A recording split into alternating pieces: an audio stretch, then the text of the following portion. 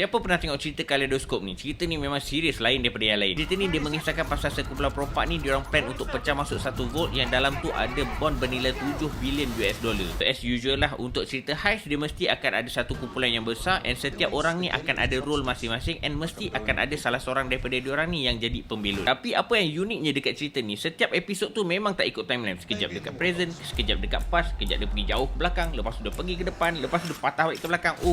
Kalau korang nak senang faham, korang boleh je tengok cerita ni tanpa ikut turutan episod dia. Korang tengok je ikut timeline order dia. Cuma dia punya keunikan tu hilang lah. So itu antara yang aku suka lah dekat cerita ni. And selain daripada tu, aku suka juga sebab dekat setiap episod tu dia ada selitkan juga dengan action scene yang ringan. Untuk plot cerita ni pada aku dia straightforward je. Dia tak ada plot twist yang berat. And untuk plot twist dia ada sikit je masa dekat ujung. Cuma yang aku tak berapa nak suka bila dah dekat-dekat ujung tu dia dah more to drama. So pace dia dah jadi slow. Tapi yang membuatkan aku stay untuk tengok sampai habis, aku nak tahu sebenarnya diorang punya heist ni berjaya ke tak? Sebabnya kan timeline order dia memang bersepah-sepah. Kau akan confuse sebenarnya diorang punya heist ni berjaya ataupun tak. Dan lagi satu, tujuan utama mastermind yang nak rompak vault ni sebenarnya bukan sebab duit, tapi sebab dendam. Aku boleh cakap Kaleidoskop ni bukanlah cerita heist terbaik yang aku pernah tengok. Ada banyak lagi cerita heist yang memang best. Tapi untuk cerita ni aku suka dia punya konsep yang unik. And kalau korang nak layan cerita ni ada dekat Netflix.